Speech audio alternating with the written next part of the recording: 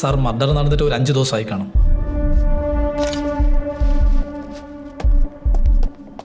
ഭാര്യയും ഭർത്താവും അയൽവക്കക്കാരുമായിട്ട് നല്ല ടേംസിലൊന്നും ആയിരുന്നില്ല. 4-5 ദിവസമായിട്ട് ആരെയും പുറത്ത് കാണാത്തതുകൊണ്ട് പത്രം ഇടുന്ന പയ്യനാ കയറി നോക്കിയത്. പ്രഥമദൃഷ്ട്യാ മറ്റു 2 കേസുകളും പോലെ പാറ്റേൺ എല്ലാം സെയിമാണ്.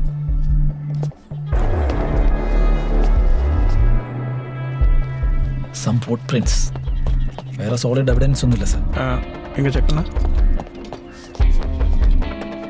സാർ മാസ്റ്റർ ബെഡ്റൂം മുകളിലാണ്.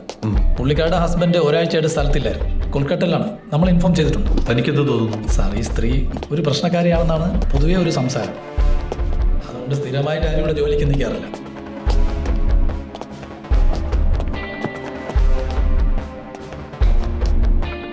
ഇൻക്വസ്റ്റ് കഴിയാമോ?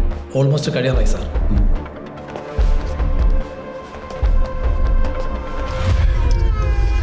பக்கத்தில் போயிடுப்பா. கிளியரா மிஸ் பண்ணக்கூடாது. சார் ஒரு ഫുട് പ്രിൻ്റ് ഒന്ന് കിടച്ചിருக்கு. ഓക്കെ. ഏകദേശം ഒരു 5 ഡേയ്സോളം ഓൾഡാണ് ബോഡി. തലയുടെ ബാക്കിൽ നല്ലൊരു അടിപെട്ടിട്ടുണ്ട്, just like the previous one. നാളേക്ക് ഞാൻ ഓട്ടോപ്സി റിപ്പോർട്ട് റെഡി பண்ணுறேன்.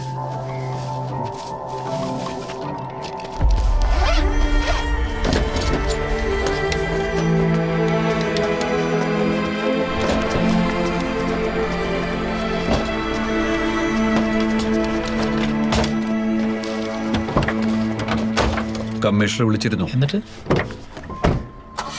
എന്തെങ്കിലും ലീഡ് കിട്ടണം, ഇല്ലെങ്കിൽ മിക്കവാറും ഡോഗ് സ്ക്വാഡിൽ നിർത്തേണ്ടി വരും.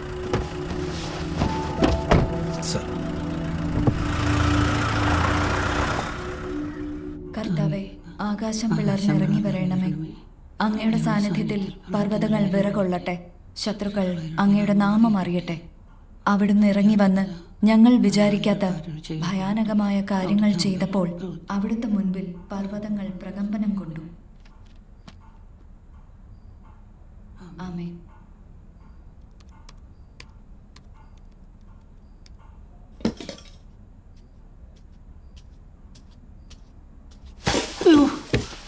അയ്യോ, എന്തു പറ്റി?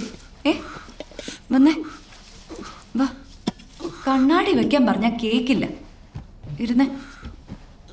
എന്തെങ്കിലും പറ്റിയോ? ഇല്ല. ഓക്കെ ആണോ? ഞാൻ പോയെടുക്കാം.